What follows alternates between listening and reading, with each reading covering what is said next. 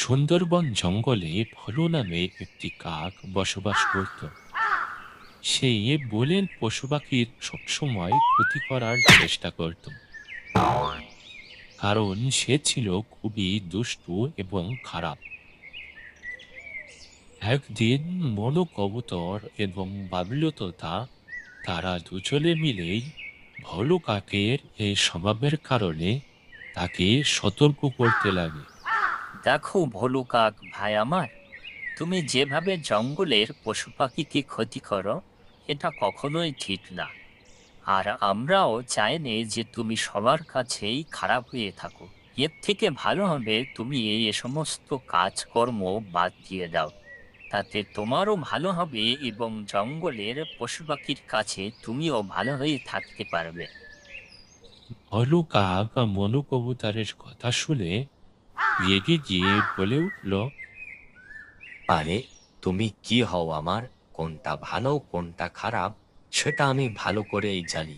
তোমাকে আমার আর জ্ঞান দেওয়া লাগবে না, ঠিক আছে? আমার যেটা ভালো মনে হয় আমি সেটাই করি। এখন তোমরা দুজন এখান থেকে যেতে পারো। আমি কোনো কথা বলতে চাচ্ছি না। ভলু কাকের এই কথা শুনে বাবলু তোতা সেখান থেকে রাগ করে চলে যায়। এই দৃশ্য মনু কবুতর দেখে ভলু কাকের উপর রেগে গিয়ে বলে উঠল, দেখো ভোলু কাক, তোমার এই কথার কারণে এখান থেকে বাবলু তোতা রাগ করে চলে গেল। দেখো, একটা কথা মাথায় রাখবা, যে অন্যের জন্য কষ্ট করে একদিন হলেও তাকে সেই করতে তাকে পড়া লাগবে। তুমি যেভাবে জঙ্গলের পশু পাখিকে ক্ষতি করো এবং তাদের সাথে খারাপ ব্যবহার করো, এর ফল একদিন ঠিকই তুমি পাবা। আর আজকে থেকে আমার তোমার সাথে কথা বলা বন্ধ। আমি আর তোমার সাথে কথা বলবো না। আমি এখন চলি। মনু কবুতর এই কথা বলে সে সেখান থেকে তার বাসায় ফিরে যায়। আর এইদিকে ভলু কাক প্রচন্ড রাগে একেবারেই ফেটে ওঠে। দ্বিতীয় দিন যখন মনু কবুতর তার বাসায় ছিল, তখন একটি গাছের আড়াল থেকে ভলু কাক দাঁড়িয়ে দাঁড়িয়ে এই দৃশ্য দেখছিল। কিছুক্ষণ পরেই মনু কবুতর তার বাসা থেকে উড়ে চলে যায়, আর ভলু কাক সেখান থেকে উড়ে গিয়ে তার বাসার উপরে গিয়ে দাঁড়ায় আর জোরে জোরে লাফাতে লাগে। কিছুক্ষণের মধ্যেই মনু কবুতরের বাসা হেলতে চলতে লাগে। এটা দেখে ভলু কাক সেখান থেকে উড়ে গিয়ে তার জায়গায় চলে যায়। আর এইদিকে মনু কবুতরের বাসা সেখান থেকে ভেঙে মাটিতে পড়ে যায়। হুঁ, আমাকে জ্ঞান দিতে এসেছিল, আর আমাকে কত খারাপ কথাই না বলেছে এই কবুতর। নে, এইবার বস ঠেলা। যেই রকম কর্ম সেই রকম ফল, ভোগ কর।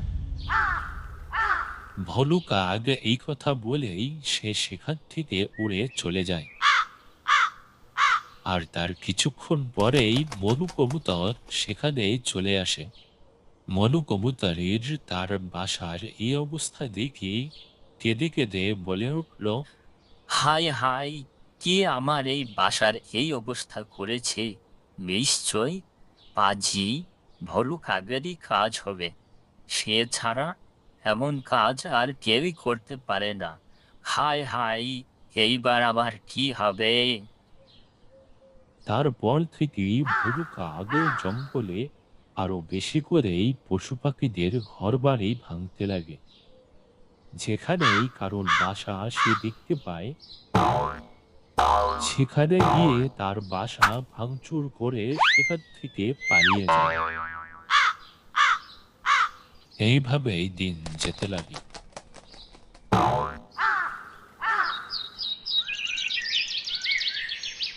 একদিন ভলু কাক উড়তে উড়তে জঙ্গলের ভেতরে একটি গাছের ডালের উপরে গিয়ে বসে। খানিকটা দূরে তাকিয়ে দেখে একটি মোটা গাছের উপর বড় একটি বাসা। বাসাটা দেখেই ভলু কাক বলে উঠল, আরে, এই জঙ্গলে এত বড় বাসা কোথা থেকে এলো?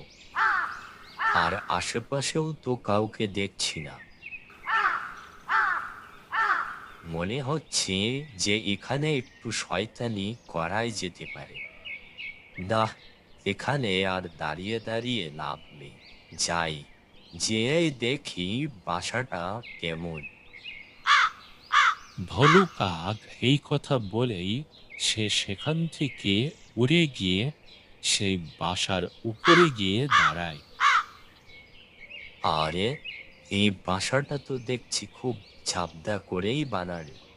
এটা আজকে ভাঙতে বেশ মজাই হবে। না, আশেপাশেও আর কাউকে দেখছি না। এখনই কাজ শুরু করে দিই। ভলু কাক এই কথা বলেই সে বাসাটার উপরে জোরে জোরে লাফাতে লাগে। কিছুক্ষণের মধ্যেই ভলু কাক লাফাতে লাফাতে সে হাঁপিয়ে পড়ে। আরে, এই বাসাটা তো খুবই শক্তিশালী। এইভাবে তো আর হচ্ছে না। এইবার আমাকে আমার ঠোঁট দিয়েই এই বাসাটাকে ভাঙা লাগবে। না জানি কখন কেউ চলে আসে। না, আর দেরি করা যাবে না। ভলু কাক এই কথা বলেই সে তার ঠোঁট দিয়েই সেই বাসাটাকে ভাঙার চেষ্টা করতে লাগে। ভলু কাক যখন সেই বাসাটা ভাঙায় ব্যস্ত ছিল, তখন সেখানে সেই বাসার মালিক চলে আসে। আসলে সেই বাসাটা ছিল জঙ্গলের সবচেয়ে বড় চিলের বাসা। ভলু কাককে চিল এ অবস্থায় দেখে প্রচন্ড রেগে যায়, আর চিল বলে ওঠে, আরে, আমার বাসায় কে? এ তো দেখছি একটি কাক। ও, বুঝতে পেরেছি। এ তো সেই কাক যে জঙ্গলের পশু পাখিদের ঘর বাড়ি ভেঙে দেয় এবং সেখান থেকে পালিয়ে যায়। আজকে দেখছি আবার বাসা ভাঙার জন্য এখানে এসেছে। একে আজকে আমি উচিত শিক্ষা দেব, যাতে জঙ্গলের আর পশু পাখিদের কোনো অসুবিধা না হয়। আজকে আমি একে একেবারেই শেষ করে দেব। ভলু কাক কিছু বুঝে ওঠার আগেই চিল ভলু কাকের উপর ঝাঁপিয়ে পড়ে।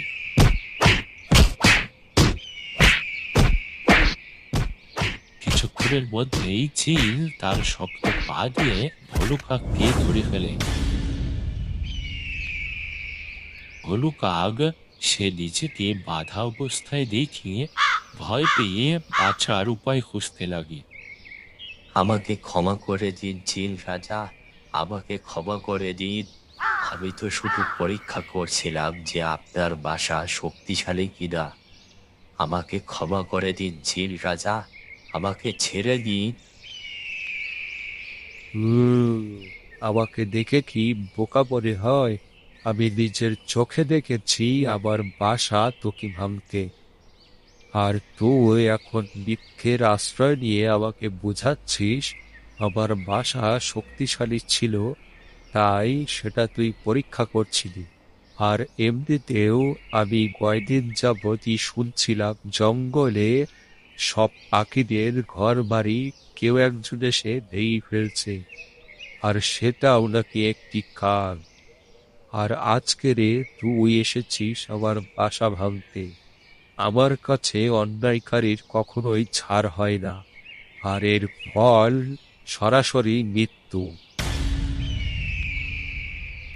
চিল এই কথা বলেই সে তার শক্ত ঠোঁট দিয়েই ভলু কাকের উপর জোরে জোরে আঘাত করতে লাগে। বাঁচাও, বাঁচাও, চিল আমাকে মেরে ফেলছে।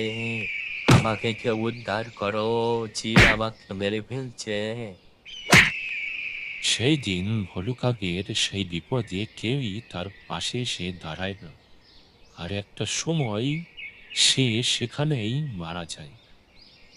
তাহলে ছোট্ট বন্ধুরা, এই গল্প থেকে আমরা এই মেসেজটি পেলাম যে অন্যের জন্য ক্ষতি করে বেড়ায়, একটা সময় এসে সেই ক্ষতির শিকার হয়ে দাঁড়ায়।